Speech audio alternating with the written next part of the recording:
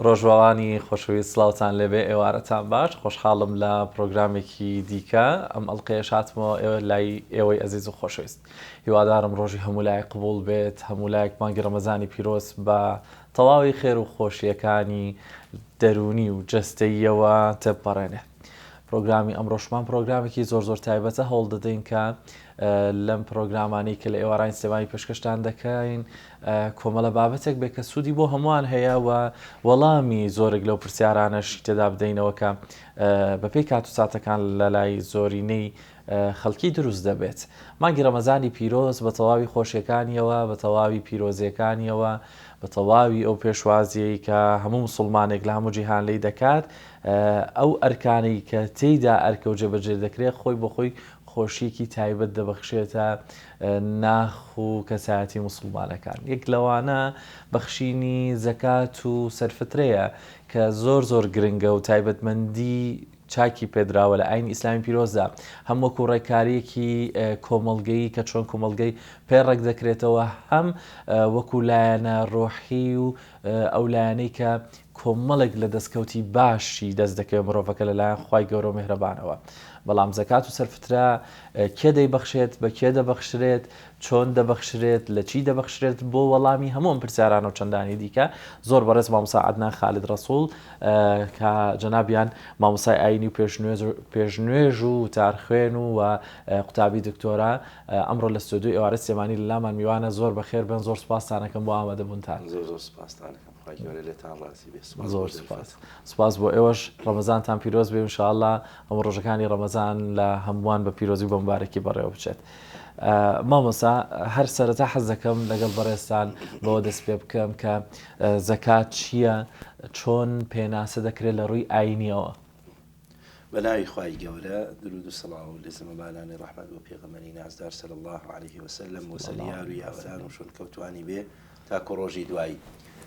زەکات یەکێکە لە ڕوکنەکانی ئاینی ئیسلام کە ئێمە وەکو بوتاکی بڕوادار بڕوامان وایە ئاینی ئیسلام و ئیلتیزامی مسلمانان لەسەر پێنج شت بنیاد نەراوە.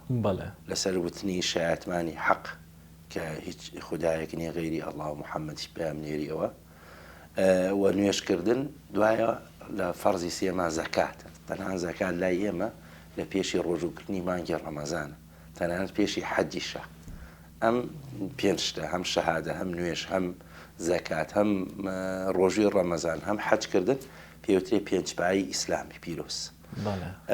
زەکات لە وشەی عەرەبیە دروست بووە کە ناوی زەکە زەرعە یعنی نەما یان نەتوانین بڵێن زەکات بە معنای لە زمانی عەرەبیە زەکە شەیء یعنی طاهورە پاک بووە هەردوو معناکە هەڵدەگرێت لە زمانەوانی عەرەبیدا.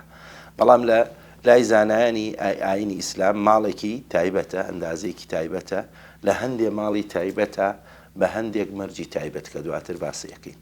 ینی ماڵێکە کە لە ماڵی مسلمان واجبە بێت بە چەند شەرت و مەرجێکە و دەدرێتە کۆمەڵە کەسی دیاری کراوە. لە مێژووی با بڵێن تەشریعبوونی ئەم زەکاتەوە بوو کە لە ساڵی دووەمی هیجری پێش ڕۆژووی ڕەمەزان واجب کرا لەسەر مسلمانان و ئەگەر سەیری قورئانی پیرۆزی شکەین لە زۆرێک لە دەقە پیرۆزەکانی قورئانی پیرۆز و سونەتی پێغەمبەری خوا صلی الله علیه و سلم لەگەڵ نوێژە هاوتا کراوە ئەقیموا الصەلاتە و ئاتوا الزەکاتە. لە چەندان جێگە لە قورئانی پیرۆزە ئاماژەی پێکراوە. یان پێغەمبەری خوا صلی الله علیه و سلم فەرموویەتی بنی الئیسلام علی خەمس شهادة أن لا إله إلا الله وإقام الصلاة وإيتاء الزكاة يعني لەگەڵ نوێژە مقارنەی پێکراوەتەوە. ئیتر کۆمەڵێک حکمت و لایەنی جوان هەیە لە زەکاتە بەدەل لەوەی کەوا ئێمە عیبادەتی کە و ئەو عیبادەتی ئێمە ئەنجامی دەدەین خودای گەورە کۆمەڵە حکمەتی سوودی گرنگ کە دەگەڕێتەوە بۆ کۆمەڵگا و بۆ مسلمانان. دەست خۆش مامۆستا زەکات لە دوای ئەو پیرۆزی و کە با بڵێن وەکو تاکێکی مسلمان وەکو مرۆڤی مسلمان گەورەیی و بەخشی زەکات دەزانین لە هەمان کاتدا کێن ئەوانەی کە دەتوانن زەکات وەربگرن لە پۆلێندا ئەو هەشت کەسەی کە پۆلێن کراوە ئاینی ئیسلامی پیرۆز دیاری کردوون ئەمانە کێن و ئەگەر کاتیش هەبێت لە چ کاتێکە زەکات وەردەگرن.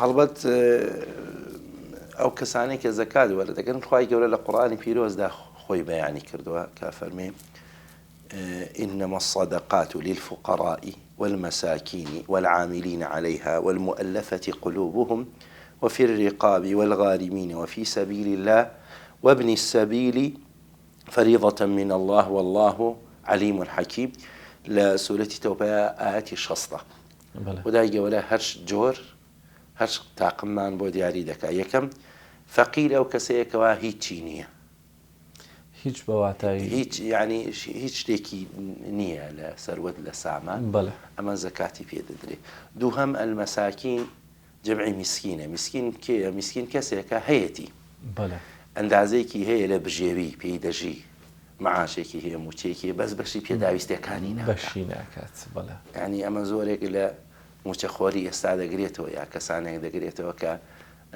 موچەکەی بەشی ناکات لە ڕووی شریعەتی ئیسلامەوە پێی دەشێت بگرێ لەواچێ ئەم سنفە وەکو ئەو نەبێ کە هەژارە و لە ناو خەڵکا دیارە ئەو هەموو خەڵکەتوانە خێری پێ بکە بەڵام ئەمە خەڵکەڵێ مەعاشی هەیە خەڵکەڵێ خانووی هەیە خەڵکەڵێ بەڵام پێداویستەکانی پڕ ناکاتەوە شتێککە هەیەی ئەمە زەکاتی پێدەشێت ئەوە لە عاملینە عەلەیها کاتی خۆی زەکات کۆ کراوەتەوە ئەو کەسانی کە کۆیان کردوتەوە بۆ دەوڵەتی ئیسلامیشیان کردووە ئەو کەسانش دەتوانن کە زەکات وەرگن کە زەکات کۆ ئەکەنەوە و جەمعەکەن و ئیشەکان هەر ئەو بۆ بە درێژەی ساڵەکە ئیشەکان هەرەوە زەکات خڕکەنەوە بۆیە موچەکەیان لە زەکاتەکە بووە پاشان خوای گەورە فەرمێ وەالمؤلفەتی قولوبهم کەسێ تازە دێتە ئاینی پیرۆزی ئیسلامەوە بۆی کوا دڵی ڕابێنی لەسەر ئەم فەریزەیە کە فەریزەیەکی جوانە دڵی پێوەی پابند بێ دەتوانی زەکاتی پێ بدەی هەتا دەوڵەمەنیش بێ ئەمە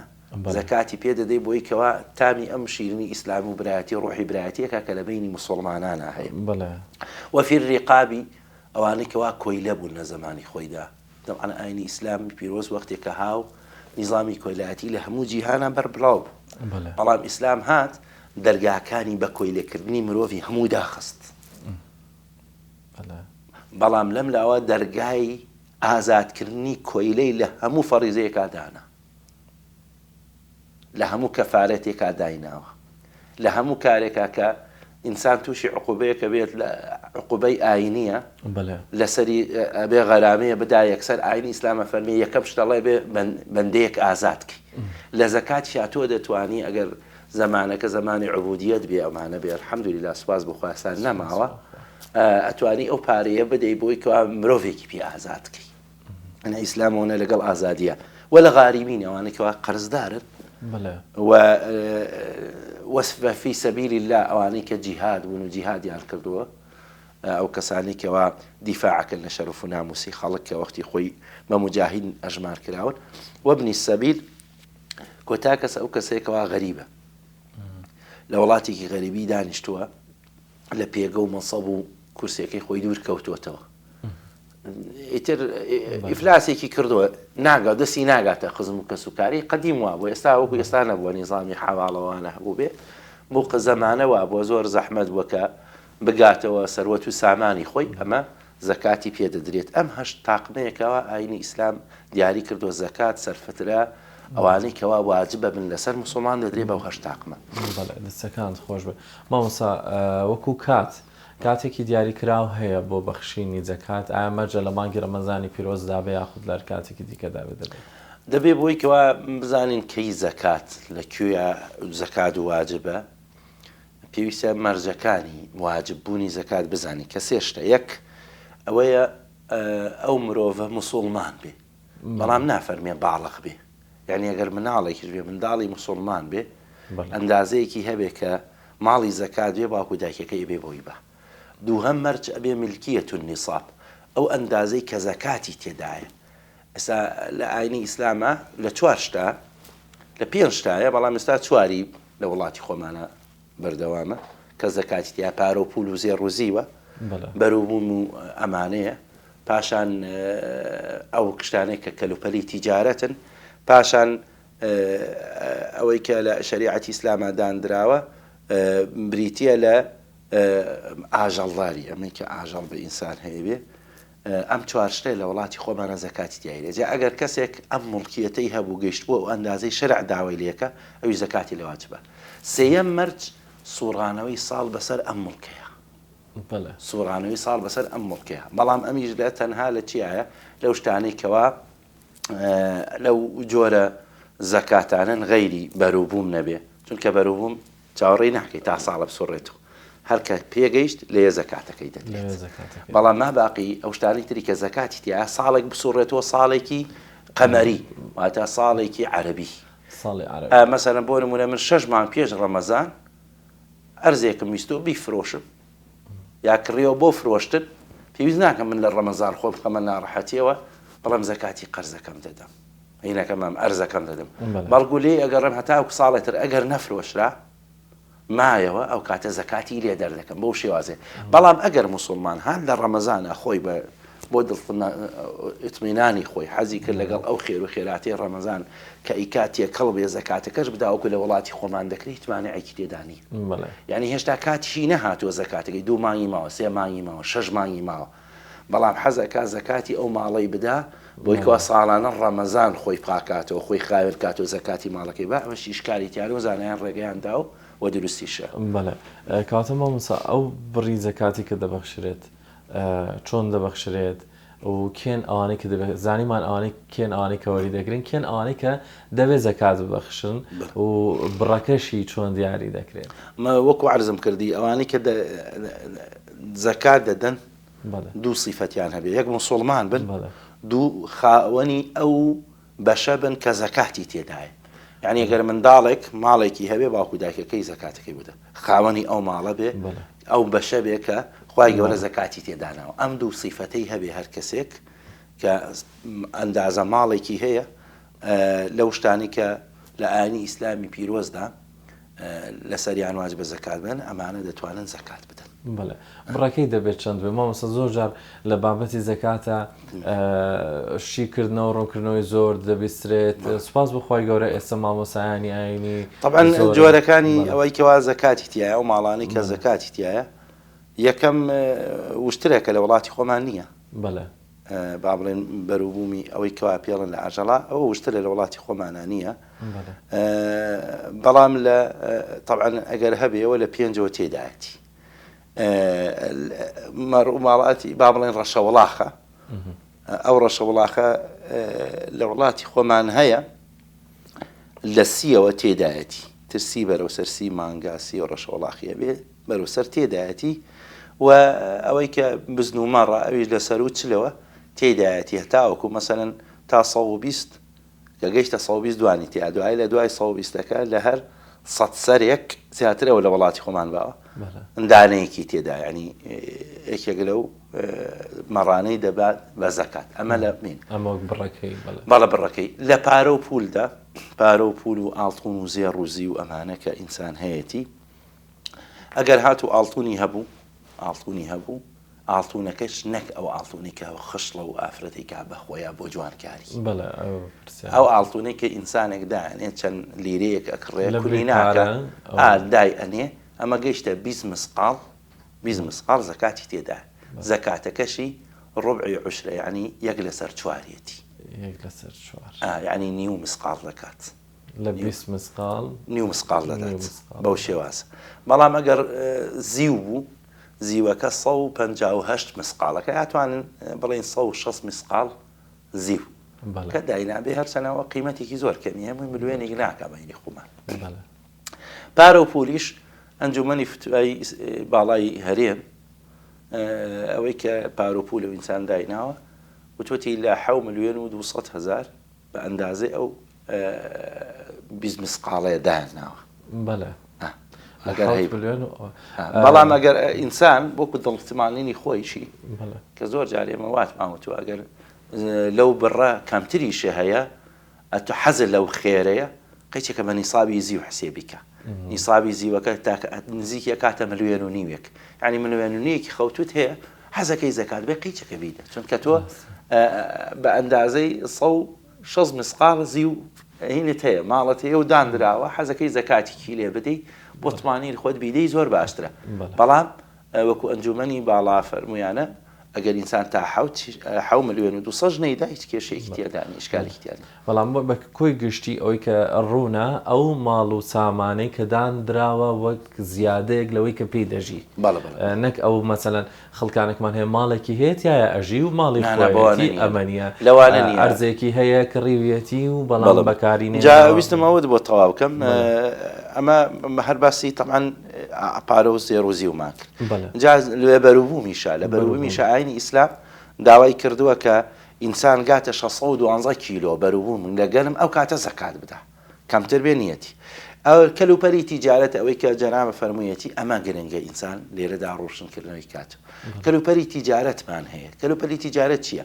کەلوپەری تیجارەت هەر ماڵ و مڵک و سەرۆت و سامانێکە ئینسان تیجارەتی پێوە بکە. بەڵام من خانووی خۆمم هەیە ساری خۆمم هەیە شوقەی خۆم هەیە خۆم جێنشتابم ئەمانە واجب نییە یا زەکات بدەم بۆ خۆمم گرانبەهای هەیە بەزۆی خۆی بەکاری ئەهێنێ خۆی بەکاری دێنێ بۆ خۆی بەکاری دێنێ. چۆن ئەگەر ئاڵتونەکە خانمە بە ڕێزەکەم ئاڵتونە لەواسەیە 30 مسقاڵی هەبێ لەواچێ 100 مسقاڵی هەبێ بۆ خۆی بەکارێنێ بۆ جوانکاری خۆی بەکارێنە زەکات ئاینی ئیسلام داوای لێ ناکات زەکاتی تێدا بدە. ئەمیش هەمان شێوە وایە چەند سیارەشی هەبێ ئەمە ئاینی ئیسلام داوای لێن. بەڵام ئەگەر سیارەی بۆ کڕین و فرۆشتن دانابێ ئەرزی بۆ کەڕێن و فرۆشتن دانابێ کەلوپەلێکی دانابێ بۆ کڕین و فرۆشتن ئەو کاتە زەکاتی تێدایە و بۆ ئەندازەی کە شەریعەتی ئیسلام داوای لێ کردو. بەڵێ دەستەکان خۆش بەوە بچینە سەر باسی سەرفترە. ئایا سەرفترەش تایبەتە بۆ مانگی ڕەمەزانی پیرۆز و چۆنە ئەمیش بە هەمان شێوە بە کێ دەدرێ کێن ئەوانی دەیبەخشن؟ هەڵبەت زەکاتی فیتر جۆرێکی ترە لە زەکات. زەکاتی فیتر ئەوەندەی هەیە پێ ئەوترێ زەکات طبعاً وشەکەی هەر لە زەکاتەوە هاتووە کە پێشتر پێناسەمان کرد خۆی زەکات ینی پاکردنەوە یا نەشو نماکردن هەردوو معناکەی دەکەرێتەوە. ئەلفیتر ینی زەکاتی ڕۆژوشکاندن ینی ئێمە وشەکە لەمەوە دەست پێ دەکات ئەندازەیەکە کە خوای گەورە واجبی ئەکات لەسەر هەر نەفسێک پێش ئاوابوونی ئاخر ڕۆژی مانگی پیرۆزی ڕەمەزان لە ژیاندا بێ هەتاوەکو بانگی مەغریب ئەیا لە ئاخر ڕۆژی ڕەمەزاندا. یعنی ئەگەر کۆرپەلەیەک دوای بانگی ئاخر ڕۆژی مانگی ڕەمەزان شەوی جەژن لەدایک بوو ئەوە سەرفترەی لەسەر نییە. یا کەسێکی بەتەمەن لە عەسری ئاخر ڕۆژی مانگی پیرۆزی ڕەمەزانە وەفات بکە ئەوە سەرفترەی لەسەر نییە. ئەو سەرفتەیە بەوە واجب ئەبێ کە ئاخر ڕۆژی مانگی ڕەمەزان بانگی ئێوارە بدە. هەر کەسێ لە ژیاندا بێ زەکاتێکی لەسرە بیدات.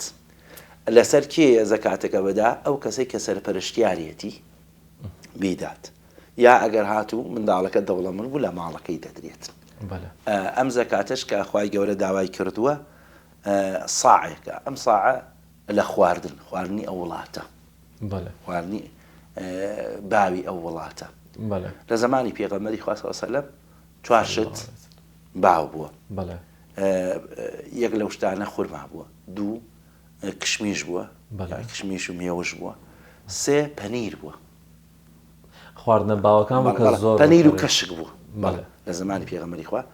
4ەم لە زمانی پێغەمبەری خوا جۆ بووە تەنانەت گەنم نەیراوە برنج نەدراوە بۆی بینەر ئاگای لە ئێمە بێکە ماڵ ئەمە لە خواردنە با بڵین پێغەمبەری خوا خواردنە باشەکان ئەو 4ە بووە شتێکی تر نەبووە. نەگەنم دراوە نە برنج دراوە نە نیسک دراوە نە نۆک دراوە. بەڵام لە ئەزانێن ئیسلام هاتوون لەمەوە هەموو زانایانی ئیسلام فەرمویانە قوتی غاڵبی ئەو شارە چییە ئەو وڵاتە چییە خەڵک ئیعتیمادی زۆری لەسەر چییە لەو خواردنە بدرێت. ئێستا مەسەلەن زۆربەی خەڵک دەستی گرتووە بە برنجەوە بۆیە برنج ئەنجومەنی باڵا فتووە برنجی داناوە.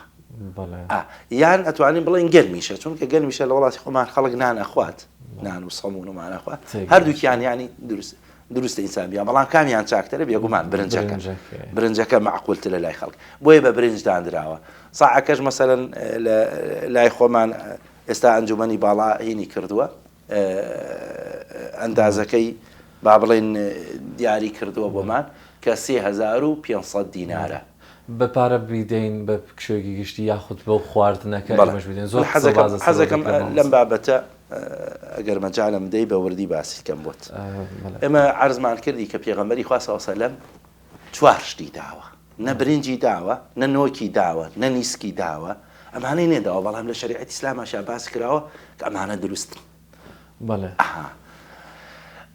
فرمودەیەکی ئیمامی بوخاری بۆ ئێمە دەیگێڕێتەوە یەکێک لەوانە ئەبوو سەعیدی خودریە ئەفەرمێت ئێمە لە وڵاتی خۆمان یعنی لە مەدینە ئەم چوار شتەی کە پێشتر باسمان کرد کەشک و خورما و مێوژ و جۆمان دەدا معاوی کوڕی ئەبوو سوفیان کە خەلیفەی موسڵمانان بوو بۆ حەج هات بۆ مەدینە وتی من ئەوە حسێبی دەکەم گەنمی با بڵێن دوو مشت گەنمی وڵاتی شام وەکو ساعێک لە خورما وایە بۆیە کردی بە گەنم خەڵکیش کردیان بە گەنم ئەبوو سعید ئەڵێ من هەر خۆمی احتیاطاً هەر ئەوەمە کرد خورماکەمەدا کە پێغەمبەری خوا کردوتی یعنی خۆی پێغەمبەری خوا صلی الله علیه و سلم گەنمی نەیاوە بەڵام هەر لەناو سەحابەیە کرا بە گەنم ئەمەوە دووهەم هەر لە بوخاریدا هاتووە ئیمام بوخاری بە ئێمە گێڕاوەتەوە ئەفەرمێ پێغەمبەری خوا صلی الله علیه و سلم کە مەعازی نال بۆ یەمەن نەخسی بوخاریە ئەفەرمێ پێی وتن لە بری گەنم و خواردن و ئەمانە دەتوانن پۆشاکم بۆ بێنن ئەو باشترە بۆ هاوڕەکانی پێغەمبەری خوا بیر لەوە کراوەتەوە بۆیە پۆشاک و قوماش لە یەباو بووە فەرمی باشترە بۆ هاوڵەکانی پێغەمبەری خوا ئەمە طبعا ئیمامی بوخاری لە تعلیقی باب نووسێتی باب لە عەرضی عن الزەکات عەرضی عن الزەکات ئەوەیە کە هەر کاتێک ئێمە کە زەکات دەدەیت شکانەوەیکی تێتکەوێ ئەتوانین بە پارەی یا بە شتێکی تر جوبرانیکەینەوە ئەمە بەڵام ئیمامی سوفیانی سەوری حەزەکەم هەر بە لەوانەی کە لە سەلەفن ئەبوو ئیسحاق و هەروەها ئیمام ئەبوو یوسفی حەنەفیەکان ئەبوو جەعفەری فەقیهی حەنەفیەکان ئەمانە هەمووی فەرموویانە باشتر وایە ئینسان کە سەرفترەیە ئەگەر گەرمی بر بیهاڕێ بیکا بە ئارد باشتری لە ئاردەکەوێ بە قیمەت بیدا لا دایکمان حەزەتی عایشەوە گێڕاوەتەوە کە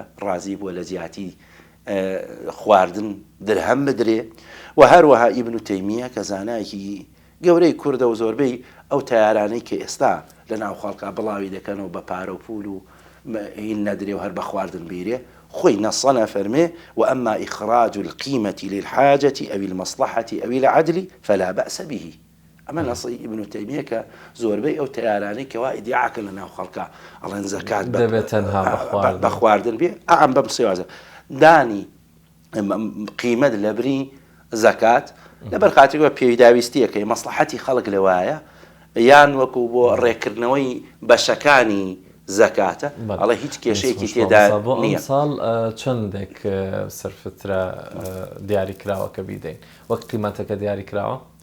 هەر کەسێک زەکاتی سەرفترەیدا بە پارە ئەتوانێت 3500 بدات بەڵام ئەگەر کەسێکیش بە خواردن دای ئەوش با بخێن با ئەوش دەکرێت زیاتر بدات کە دەتوانێت زیاتر ئەتوانێت فەردە برنجێ بەرێ یعنی هەردووکیان دروستە ینی مەرجنی ئیلا هەر ئەو ڕێژێ بێ ئەگەر تۆ توانات هەیە توانی زیاتر بەری ئەتوانی زۆرتر ئەتوانی وەرەقەیە بدەیت ئەتوانی هەر چەندێک ئینسان خۆی ئەم زەکاتە بۆ چییە؟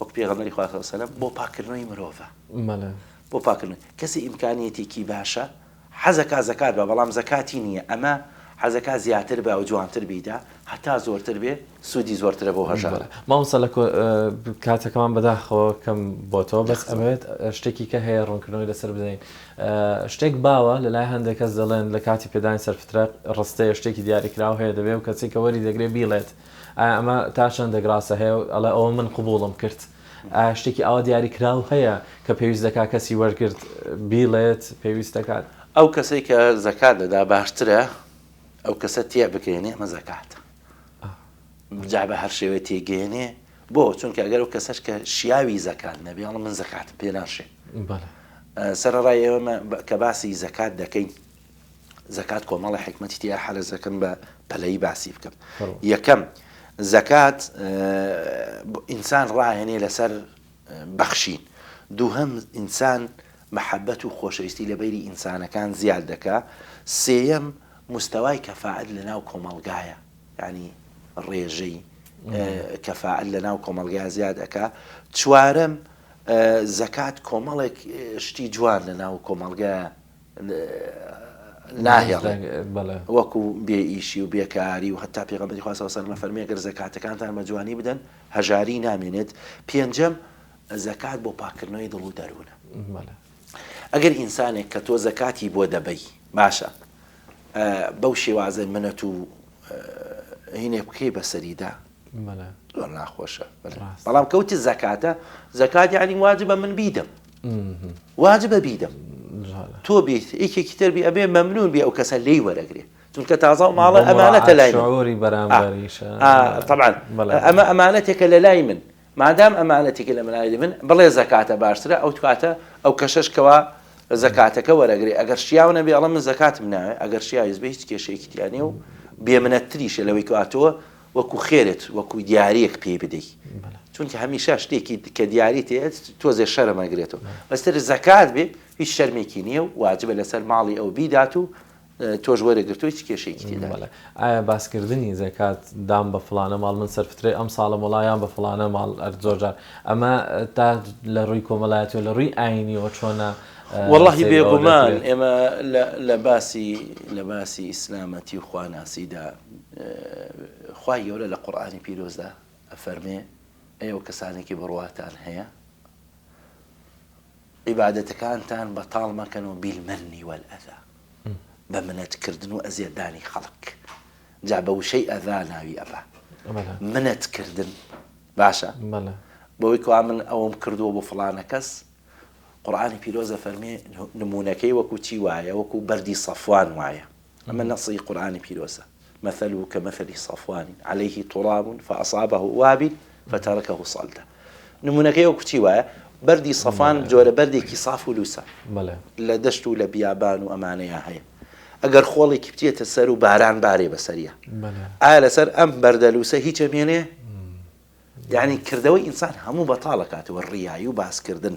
ئەبێ ئینسان زۆر زۆر ئاگاداری بێت. باشترین دەست وەکو پێغەمبەری خوا صلی الله علیه و سلم ئەفەرمێت ئەوە یەکەوە کە ڕاستت دای چەپت پێی نەزانی، یعنی هێندە بنهێنی بێت. بۆیە کاتە زەکات و سەرفترەش لە هەمان جۆرە چە هەندێک کەسە ڕەنگە بەبیانی ئەوەی بڵێ با بزانرێ فڵان ئەوەی وەرگرتو بۆی کەسێک کەژنەی بازەوە بۆ ئەوە کەسە و باشتر وایە خۆی بەنهێنی ئەویش ڕێوشۆنی خۆی ناکرێتەوە. من هەرچی پێم گەیشت بەڵام زەکاتم میان بە فڵانە کەس. بەڵێ ڕاستە. ئەگەر سێ چوار بەرادەر بوون قەرار بوو بیەن بە سێ چوار کەس لە بین خوانە ئیتفاقە بێ و قەی ناکە باسی بکەن. بەڵام تۆ لە عالەم لە ناو خەڵکا لە هەموو شوێنێکا بڵێ من زەکاتم ما بە فڵان کەس و بیشکێنیتەوە ناپەسەندە و ڕیاییشە. دەستان خۆش بێت مامۆستا عەدنان، زۆر سوپاس دەکەین کە لەگەڵمان ئامادە بوون. زۆر سوپاس بۆ ئامۆژگارەکان بۆ بابەتانی بەیانتان هێناینەوە. لە کۆتایی ئەگەر شتێک ما بێت لە ئەم ئێوارەی بانکی ڕەمەزانی پیرۆزدا بە بینەر و بیچەرەکانمانی بڵێن سوپاسان دەکەین. وەڵا کۆتاش هەرەواڵم خوای گەورە لێتان ڕازی بێ و داواکاریشم لەوەی کوا بینەرمانە. زەکات یەکێکە لە فەریزە هەرە گەورەکان. ئینسان پشتگوێی نەخا زۆر بە جوانی بیداتە کەسانی شایستە بەو مانایی کە بگەڕێ بە دویدا. زۆر کەسەیە وەکو داواکرد وەرگری زەکات دەرناکەی بەس بڕۆ بیدوەزەرەوە لەواتی خۆی پێی شەرم بێ داوا و دەستپان کاتەوە لە خەڵک. ئەو کەسانی کەوا قەرزدارن، ئەو کەسانی کەوا ینی بێنیازن یا بێنازن ئەمانە بدوەزەرەوە. پاشان ئەوەندەمەی کە بە مناقەشە پارە دەدەی، خواردن ئەدەی، هەرچیەک ئەدەی لای خوای گەورە قەبوڵ ویژدانی خۆت مرتاحکەی. گەورەکەوا کۆ ویژدانی خۆت مرتاحی. ئەم بابەتانە بابەتی فیقین، زانایە بۆ زانایەکی تر بابەتێکی ئیجتیهادیە کردویانە، هەردووکیان ئەجر و پاداشتی خۆیان هەیە لای خوای گەورە. ئینشاءڵڵا مادام وجدانی خۆت مرتاحەکەی لەو عیبادەتەیە لای خوای گەورە قبوڵە. ئەوە گەورەترین شتە لە عیبادەت و پرسنەخش.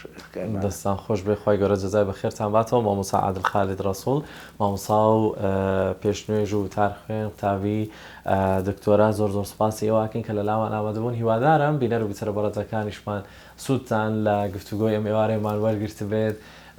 لە کۆتاییدا ئەوەیە کە هەمومان لێی تێدەگەین و هەمیشە دەزانین بەخشین هیچ کات لە ماڵەکانمان کەم ناکاتەوە، بەڵکو زیاتری دەکا و دەروون پاک دەکاتەوە. هەر مرۆڤێک دەرونی تەندروست بێت تەواوی شتەکانی دیکەی ژیانی دەتوانێت بە دروستی بەڕێوەبەرێ. بۆیە هەمیشە هەوڵ بدەن کە بتوانن دەرونێکی دروست بۆ خۆتان و بۆ خێزان و بۆ منداڵەکانتان فراهەم بکەن. زۆر سوپاس بۆ ئێوە، کاتێکی خۆش، تاوەکو ئەڵلقەیەکی دیکە دێمەوە خزمەتتان. هەر شاد و بەختەوەر بن.